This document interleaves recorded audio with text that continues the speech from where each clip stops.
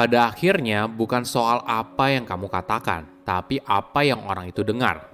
Kamu bisa saja punya pesan terbaik di dunia, tetapi orang yang menerimanya akan selalu memahami pesan itu melalui prisma emosinya sendiri, prasangka, dan keyakinan yang sudah ada sebelumnya. Halo semuanya, nama saya Michael. Selamat datang di channel saya, Si Kutu Buku. Kali ini saya akan bahas buku Words That Work karya Dr. Frank Luntz. Sebelum kita mulai, buat kalian yang mau support channel ini agar terus berkarya, caranya gampang banget. Kalian cukup klik subscribe dan nyalakan loncengnya. Dukungan kalian membantu banget supaya kita bisa rutin posting dan bersama-sama belajar di channel ini. Buku ini membahas kalau yang penting itu bukan kata yang kamu katakan, tapi apa yang orang lain dengar. Bahasa dan kata-kata yang kamu gunakan sangatlah kuat. Mengatakan hal yang tepat pada waktu yang tepat dan memilih bahasa yang tepat untuk menyampaikan apa yang ada di dalam pikiran membuat perbedaan besar antara memenangkan sebuah debat atau kalah, lolos dari tilang parkir atau menghadapi denda, dan dalam situasi yang lebih serius mendapatkan status tidak bersalah dalam sebuah kasus hukum. Kita pasti sering mengalami ketika seseorang mengatakan sesuatu tapi kata tersebut salah dimengerti atau orang lain salah mendengarnya. Kecacatan dalam bahasa pasti pernah dibuat oleh hampir setiap orang sehari-hari. Hal ini terjadi karena kata yang sama bisa punya makna yang berbeda pada orang yang berbeda. Oleh karena itu, untuk bisa memenangkan hati orang lain, kita harus bisa menggunakan kata yang tepat sehingga ide kita bisa diterima oleh orang lain.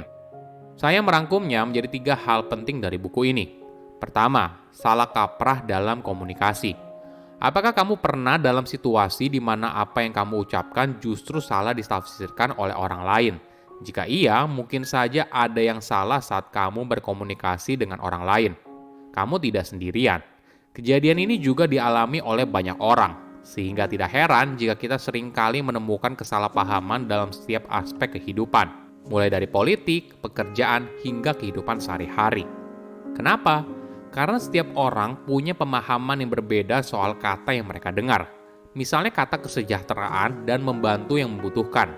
Secara luas memiliki arti yang sama. Dalam sebuah jajak pendapat di Amerika Serikat, 23% orang berpikir kalau negara mereka memberikan terlalu sedikit untuk kesejahteraan. Sedangkan 68% orang berpikir kalau terlalu sedikit bantuan bagi yang membutuhkan di negara tersebut. Hal ini terjadi karena kata kesejahteraan sering dikaitkan dengan seorang wanita yang dianggap hidup mewah yang berasal dari penipuan dan eksploitasi sistem kesejahteraan sosial dan pengeluaran pemerintah yang sia-sia. Sedangkan bantuan kepada yang membutuhkan memunculkan citra amal. Pemilihan kata yang berbeda justru memberikan makna yang berbeda, padahal secara luas artinya sama. Ini yang harus kita pahami. Komunikasi yang efektif itu bukan soal pesan atau makna kata secara objektif, tapi lebih kepada bagaimana seseorang memahaminya. Penting untuk kita mengetahui dulu persepsi awal atau prasangka dari si pendengar, termasuk soal kepercayaan dan ketakutan mereka. Kedua, gunakan kata yang mudah dimengerti. Bahasa itu harus sederhana agar cukup mudah dipahami orang lain.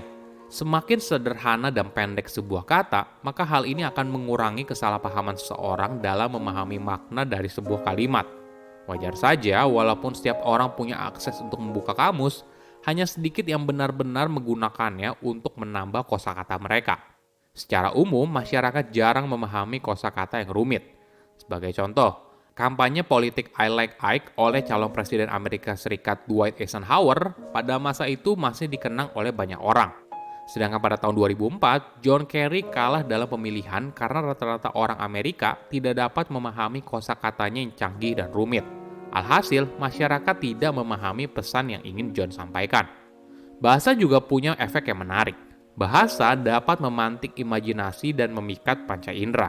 Misalnya ketika ada orang yang bilang kalau ada seekor beruang yang sedang duduk di atas sepeda beroda 4.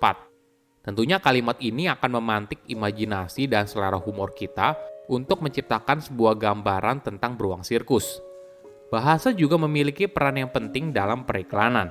Misalnya dalam sebuah iklan coklat selalu menggunakan istilah seperti meleleh, lembut, halus, kaya, dan sebagainya. Kata-kata ini menarik imajinasi kita, di mana kita dapat memvisualisasikan betapa lembut dan enaknya coklat tersebut sambil memikat panca indera, membuat mulut kita berair dan mendorong kita ingin makan coklat. Ketiga, kata sebagai kekuatan untuk mengubah perilaku seseorang.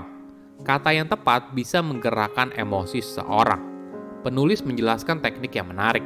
Pertama, humanization. Ini adalah strategi untuk mencari kata yang familiar dengan situasi banyak orang. Atau strategi kedua, personalization.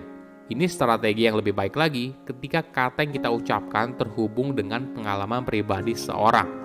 Pidato Martin Luther King Jr. yang berjudul I Have a Dream adalah contoh strategi humanization yang baik.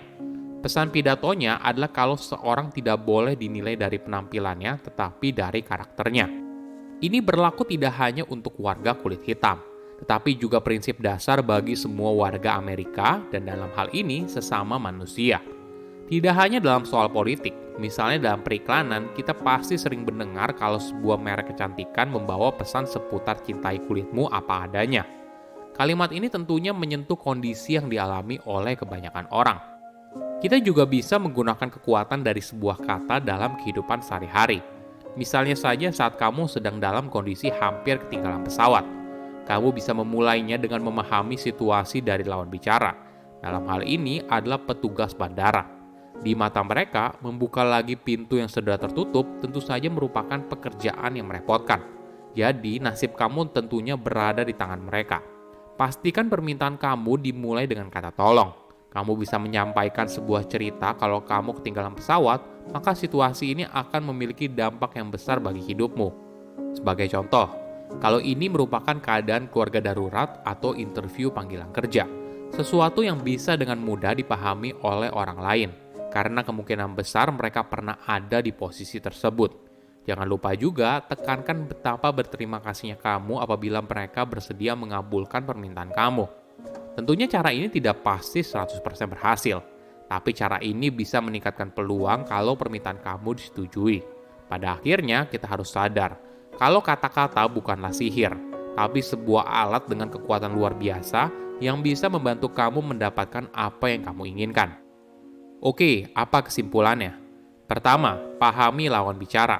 Komunikasi yang efektif itu bukan soal pesan atau makna kata secara objektif, tapi lebih kepada bagaimana seseorang memahaminya. Penting untuk kita mengetahui dulu persepsi awal atau prasangka dari si pendengar, terutama soal kepercayaan dan ketakutan mereka.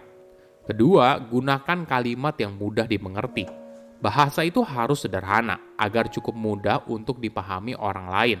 Semakin sederhana dan pendek sebuah kata, maka hal ini akan mengurangi kesalahpahaman seseorang dalam memahami makna dari sebuah kalimat. Ketiga, mengubah perilaku seseorang dengan kata-kata. Kata-kata bukanlah sihir, tapi sebuah alat dengan kekuatan luar biasa yang bisa membantu kamu mendapatkan apa yang kamu inginkan. Silahkan komen di kolom komentar pelajaran apa yang kalian dapat ketika baca buku ini. Selain itu, komen juga mau buku apa lagi yang saya review di video berikutnya. Saya undur diri, jangan lupa subscribe channel YouTube Sikutu Buku. Bye-bye.